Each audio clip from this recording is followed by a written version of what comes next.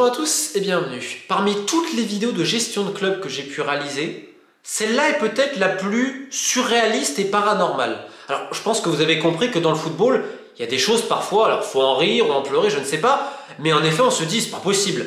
Mais là avec Sedan, c'est un concentré de ce n'est pas possible que tu te demandes si l'histoire que je vais vous conter n'a pas été inventée par un scénariste complètement alcoolisé de Netflix ou si c'est la réalité, tellement cela est saugrenu. Alors je vais passer outre les disputes familiales, les mythomanes, les projets pharaoniques, l'idée de faire du tourisme, du spa, de tout allier avec des idées également de recyclage de déchets au Maroc. Ah oui, je parle d'un club de foot. Au milieu, tu mélanges un prince saoudien, pelé, tu gaspilles plus de 10 millions avec un train de vie délirant et tu rajoutes la faute sur les collectivités et tu termines exclu des compétitions nationales parce qu'en effet, en l'espace de 10 ans, on assiste à la deuxième mort quelque part du club de Sedan. Rappelez-vous en 2013 la liquidation judiciaire et ce sont finalement les frères Dubois qui récupèrent ce club qui à l'époque était en CFA 2, donc la National 3, la 5e division française. Un club quand même qui avait fait de la Ligue 1, on se rappelle des Pius Ndiaye, Cédric Mionnet et tant d'autres, le Stade Louis de Gauguez, un football populaire, ce qui n'empêchait pas malheureusement une gestion parfois très scabreuse et limite parce qu'en effet plusieurs anciens dirigeants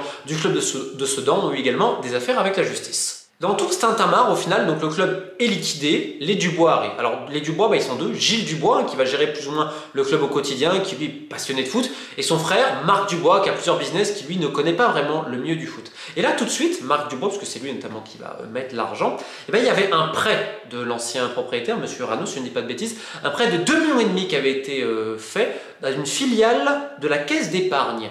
Or, ce prêt, Monsieur Dubois, à travers une SCI familiale, va en gros s'emporter la responsabilité, ce qui lui permettra de récupérer un domaine de 17 hectares, qui est le centre d'entraînement aujourd'hui de Montvier, si je le prononce pas mal, qui est un truc absolument magnifique.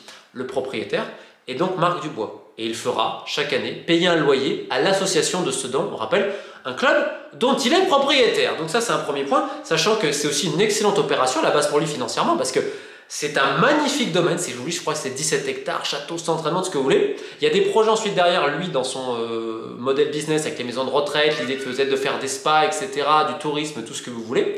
Donc c'était quelque chose qui avait été expertisé, je crois, 5 ou 6 millions. Et au final, en récupérant le prêt de 2,5 millions, il a réussi à tout récupérer, que ce soit le club, ce prêt-là, et également le centre d'entraînement. Et au tout début de la reprise, c'est quelque part un peu magnifique. Il y a 2 montées de suite, dont une saison exceptionnelle en CFA, donc la nationale 2 de l'époque, la 4e division française, plus de 100 points, un football champagne. Alors c'est vrai, on disait que c'était le PSG de CFA à l'époque. C'est vrai que Sedan avait un budget pantagruélique, pharaonique, diraient certains. Il y avait des anciens pros, etc. Mais le club était structuré au final parce que tout le monde savait ce qu'il avait à faire. Tu avais un directeur sportif, tu avais d'autres recruteurs, tu avais un coach qui coachait et un président délégué qui était là 2 à 3 jours par semaine. Enfin bref, ça marchait. Alors certes, il y a quand même financièrement, il y avait en effet un déficit. Mais je vais juste poser une question. Aujourd'hui, tu vois plein de clubs de National 2 qui dépensent à tort et à travers, qui n'arrivent pas à monter. Là, on a dépensé, mais le projet était cadré. En 2 ans, Sedan avait retrouvé le national. Donc quelque part, c'était mission accomplie. Et dans le même temps, on disait qu'un prince saoudien, le prince Fahd, allait investir. Et là, attention messieurs, vous allez voir une histoire surréaliste. À travers 2 intermédiaires qui étaient mandataires pour le prince, le club de Sedan entre en contact. Mais ce ne sont pas les seuls, parce qu'il y a plein d'autres clubs français, Valenciennes autres, qui sont intéressés en disant bah oui, s'il y a un saoudien qui veut investir, il n'y a pas de souci. Et ce saoudien en question, ce prince Fahd, va venir à Sedan 2 fois. Donc il y a des discussions notamment avec Marc Dubois, on parle d'autres types de business. Et notamment, on se dit, ok, pourquoi faire un business en saison d'hiver pour des personnes un peu âgées avec cette idée de grand spa, de tout mêler un petit peu. Et dans le même temps, à Sedan, Monsieur Dubois, Marc Dubois avait une idée justement, c'était le club export. En fait, c'était l'idée de dire, avec les contacts qu'on est en train de tisser dans le Moyen-Orient et dans d'autres pays arabes, notamment au Maroc, c'était notamment pour le traitage des déchets en dehors de Marrakech, etc. Et on se disait, ok, il y a des entreprises potentiellement du coin, si elles mettent un peu d'argent dans le club, on va les aider avec nos contacts afin d'obtenir des contrats à l'étranger, etc. Enfin bref, il y avait cette idée un peu de synergie. Alors sur le papier, c'est très beau, dans la réalité, c'est pas vraiment matérialisé. Et donc ça a pris du temps avec le prince saoudien. Il y a eu beaucoup de frais engagés de tout le monde, des pouvoirs politiques, etc. et tout.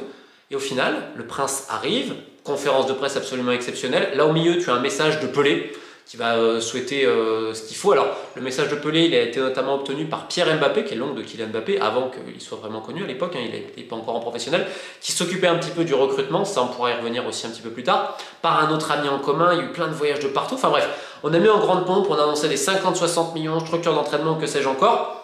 Sauf qu'au final, il n'y a jamais eu en fait d'accord. Il n'y a jamais eu quelque chose de signé, on dit oui, il y a un accord, mais un truc vraiment concret, etc. Alors, Monsieur Dubois derrière a attaqué le Prince Fahd quelques années plus tard, parce qu'au final, c'est tombé à l'eau, et de ce qu'on rapporte, parce que ça a été houleux parfois, il y a eu des discussions, mais vraiment très très tendues aussi avec les intermédiaires et tout. Mais c'était qu'en fait, Monsieur Dubois, quand il allait en Arabie Saoudite, il commençait à lui parler plein d'autres projets. Ouais, moi je vais prendre des parts dans telle société, il faut prendre des parts dans telle société, on va faire d'autres trucs, de ci, de là. Qu'en fait, c'était un petit peu confus. À un moment donné, bon, bah, ils se sont dit non, en fait, on va aller trop vite, etc. Et il y a eu, on va dire, une défiance vis-à-vis du projet de Marc Dubois. Ce qui fait qu'au final, le prince saoudien ne vient pas. Et là, en effet, donc c'est les Dubois, notamment Marc Dubois, qui pour le coup à l'époque va combler le déficit qui avait été occasionné et qui, on le rappelle, devait être compensé par l'arrivée de ce nouvel investisseur. Et là, en fait, ça a été le serpent de mer depuis quasiment 10 ans à Sedan. On va trouver un investisseur, etc. Et on a entendu tout et n'importe quoi à ce sujet-là, avec des projets grandiloquents de tourisme, de maisons de retraite, de spa, de ci, de là. Il y a une start-up, par exemple, rémoise, on avait annoncé ça. Start-up qui derrière a eu des problèmes avec la justice, finalement il n'y a rien. Enfin bref, ça a été le n'importe quoi absolu. Alors, indépendamment de cet imbroglio, on va rappeler que sportivement, les 2 premières années, c'est un succès. Hein. Alors certes, il a fallu combler le déficit, parce que finalement on s'était dit il y avait le nouvel investisseur, il n'était pas là, ok.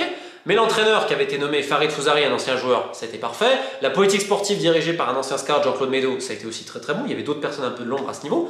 Sauf qu'en fait, Marc Dubois est devenu de plus en plus pressant. Alors je sais pas si c'est une histoire de jalousie ou autre, mais de plus en plus présent à vouloir interférer, etc. et vouloir ramener des gens à lui. Tant et si bien qu'en 2017, c'est carrément le président délégué, donc son frère Gilles Dubois, qui prend un coup de pied aux fesses. Le mec qui était plus ou moins au quotidien, qui s'assurait au niveau local, vis-à-vis des politiques, vis-à-vis des supporters, enfin bon, vis-à-vis des employés et tout. On a quelque part un peu désossé le club pour l'arrivée d'une personne qui s'appelle monsieur Julien Fernandez, qui vient de Saint-Raphaël. Et là, en fait, c'est ici l'ironie. Julien Fernandez, en fait, il a connu monsieur Dubois, Marc Dubois, parce que lui aussi est à Saint-Raphaël. Et en fait, le fils de Marc Dubois, je crois en 9 ou 10 ans, Julien Fernandez, c'était son coach. Là, par un habile tour de passe-passe ou je ne sais pas trop quoi, parce qu'on a entendu plein de versions différentes, et ben on intronie Julien Fernandez au club qui va ensuite prendre les responsabilités de directeur sportif. Sauf que lors de plusieurs réunions, on a demandé mais c'est quoi en fait ton background dans le foot et tout? Non, je peux pas dire. Ah, j'ai travaillé avec des gens au niveau international, etc. Et même à des agents, il a sorti plein de versions différentes. Oui, j'ai aidé à Kakuta pour un transfert de ci, de là. Alors c'est vrai qu'il a des amitiés dans le foot, hein, des Morgan Amalfitano notamment, des Le Bihan exactement, parce qu'ils viennent peut-être aussi du même endroit. Mais en tout cas, personne ne sait vraiment. Et là, c'est l'ironie du train de vie. Ce qui fait que les vendredis, normalement, monsieur Fernandez, qui est devenu ensuite le directeur sportif, et Marc Dubois, qui est devenu le patron parce qu'il a dit oui, je vais vendre mes business, etc. pour me consacrer de plus en plus au club. Ils prenaient l'avion donc le vendredi, ils arrivaient à Paris, donc voiture de location, ce que vous voulez. Ils dormaient ensuite à l'hôtel, ils allaient voir le match et le lendemain ils repartaient. Mais imaginez, attendez, on est en National 1. Imaginez ce que ça coûte de prendre pour chaque match l'avion, machin, la voiture de loc, la chambre d'hôtel, les restos, etc. Sachant que, je rappelle que le directeur sportif aussi avait son salaire. Sauf que vu qu'il n'était pas là au club, eh ben, il a nommé un coordinateur sportif en qui il avait confiance, un jeune qui s'appelle Hossein Safa. Et ce qui est en fait assez marrant, c'est qu'Hossein Safa, qui est donc coordinateur sportif, qui a eu plein de choses à gérer, parce qu'en fait la direction était souvent très absente. Alors il y a eu des problèmes également avec certains staffs qui disaient que ça faisait de l'ingérence, parce qu'une fois, tu as un coach qui a dit Julien Fernandez s'embrouille avec un coach, ouais, le lancement d'entraînement, elle était nulle. Il lui dit, mais comment tu peux savoir, t'es jamais là? Et là, ils ont compris qu'en fait, voilà, il y avait des infos qui remontaient. Donc voilà, je t'épie, etc. Et là, il y a plein d'anecdotes guignolesques. Julien Fernandez qui veut faire installer un fort ordinateur dans son bureau pour donner l'impression que ça va travailler. Un directeur général à qui on avait interdit de voir les matchs de Sedan. Oui, vous ne rêvez pas, le directeur général de Sedan ne pouvait pas aller voir les matchs à l'extérieur de Sedan. Et là, quand tu commences à voir toutes ces anecdotes-là, tu te dis, attendez, le train de vie qui est complètement démesuré, donc le club il commence à perdre de l'argent, et surtout le club il est retombé en National 2, donc en CFA. Il reste en fait, malgré un budget des plus importants du championnat. Et donc ça continue, ça continue. Finalement, Sedan, heureusement, va remonter sur tapis vert une année où la saison avait été écourtée à cause du Covid, et l'an passé, ils se sont maintenus en national. Et depuis tout ce temps-là, eh ben Marc Dubois dit qu'il a dû réinjecter, en effet, il a dit réinjecter beaucoup d'argent. Lui, il parle de 14 millions. Alors, il faut quand même rappeler le début, le domaine, etc., sachant que je vous le redis, l'association paye un loyer pour utiliser le centre d'entraînement qui appartient à son propriétaire, qui le fait donc payer à l'association. Pareil, tu as des trucs sur l'association, il y a des mecs qui sont staffés à l'association avec leurs femmes, etc. Il y a une certaine opacité, on va dire, vis-à-vis de Sedan qui est assez trouble. Au milieu de tout ça, vous avez les enfants de Marc Dubois qui disent non, on va arrêter d'investir. Et pareil, vis-à-vis de la famille, vous avez Gilles Dubois, donc le frère, qui a expliqué tout ce qui allait se passer.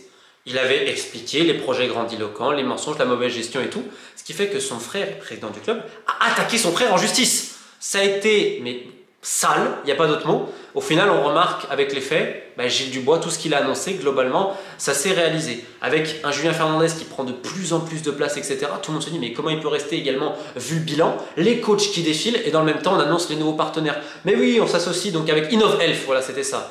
On a vu ce que ça a donné au final en termes judiciaires pour eux. Ensuite, il y a eu d'autres projets. On a ramené des gens, soi-disant, qui allaient ramener des investisseurs du Liberia ou que sais-je encore. Et parce que notamment, il y a M. Berton qui arrive au club. Enfin, ça a été le cirque. À un moment donné, il y a eu une proposition. Non, mais mon club, il vaut plus, etc. Et donc, à vivre au-dessus de ses moyens, c'est vrai que M. Dubois a remis souvent, en effet. Et donc, il se plaignait d'un manque d'aide des collectivités locales. Des collectivités qui sont quand même assez exsangues. Alors, certes, il y a quand même des aides, mais surtout le stade, celui du Goguez, c'est quand même les collectivités qui prennent en charge. C'est 600 000 € par an l'entretien quand même. Hein. Donc il y a quand même eu une aide, certes, ce n'est pas une aide directe comme sur Martigues ou Dunkerque, on te met plus d'1 million par an. Sauf le véritable problème à ce moment, c'est qu'on n'a pas réussi à fédérer. C'est-à-dire qu'aujourd'hui, les politiques sont contre M. Dubois, il y a eu énormément de problèmes. Il y en a avec certains, ça part uniquement par lettre recommandée. On a coupé tout contact avec la fibre locale, mais dans le même temps, on faisait des grands discours, même encore il n'y a pas longtemps. L'objectif, c'est la Ligue 2, le ci, le là, enfin... Mais des trucs complètement lunaires. Là, il a donné une interview il y a quelques semaines où il commençait à parler de projets sociaux, mais en fait, ça partait dans tous les sens. Sur le papier, tu te dis pourquoi pas, mais c'est complètement irréaliste. Et les seules personnes qui sont restées, c'est ça qui est quand même incroyable, parce que les affaires au prud'homme aussi, il y en a, hein, des employés maltraités, enfin bon, c'est M. Fernandez. Par contre, quand ça a commencé à mal tourner cet été, il a envoyé son CV ici et là il retourne chez lui quelque part à Fréjus, en National 2, où il occupera normalement le poste de directeur sportif. Et on entendait encore M. Dubois se plaindre que les collectivités, je le rappelle, exsangues, ne pouvaient pas aider.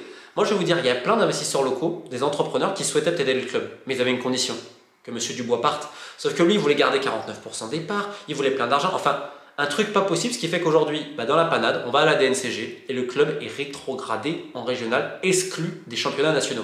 Alors certes, il peut avoir un recours devant le CNOSF, mais là, il faut une solution parce que comme l'explique la presse locale, il manque 700 000 € là, il faut 1,5 million pour l'année prochaine. Quid également de l'école de foot? C'est une véritable question. Quid du centre d'entraînement? Parce qu'il a la propriété de Marc Dubois. Donc si Sedan, ça continue de quelconque manière, il va falloir payer le loyer à Marc Dubois, qui sans doute là aujourd'hui, ça va être très compliqué pour lui de retourner dans les Ardennes. Alors, il y a des gens qui se mobilisent, il y a un ancien président du club qui dit pourquoi pas, je vais ameuter quelques personnes, mais vous avez surtout les fans, et ça c'est la première pensée. Sedan, c'est un club populaire, c'est un club historique. Même dans les divisions inférieures, tu avais quand même quelques milliers de personnes qui s'amassaient dans le du Goguez, qui là essayent de créer un véritable projet, donc total soutien à eux, parce qu'il faudrait qu'on arrête de les prendre pour des imbéciles. Bref, il y a encore quantité de choses à dire, et surtout vis-à-vis de l'avenir du club, l'avenir pressant. Où le club va s'entraîner, sur quelle forme il va être, qui va être aux manettes, quid de l'école de foot. Et ça, c'est terrible vis-à-vis des pouvoirs politiques qui ont quand même beaucoup investi. Alors évidemment, qu'importe le niveau de Sedan, on souhaite que ça continue pour Louis Dugoguez parce que la mairie ne veut pas abandonner le stade et il y aura toujours des cours d'entretien qui est une équipe qui joue ou non. Donc mieux vaut que ça continue à jouer et je suis persuadé que même au niveau régional, on aura toujours quelques irréductibles, quelques milliers, que devrais-je dire, d'irréductibles des sangliers qui méritent bien plus que cette triste farce qui se solde après une décennie de mensonges, d'hypocrisie et de gros trains de vie pour certains. On a bien mangé sur la bête, on a bien manipulé et au final, Sedan se retrouve en division régionale. Je pense que ça devra en faire réfléchir beaucoup, que dans un club de football, au lieu de penser à monts et merveilles, Arabie Saoudite ou que sais-je encore, avant tout, il faut faire du football et arrêter de prendre les gens pour des cons. Keep the faith.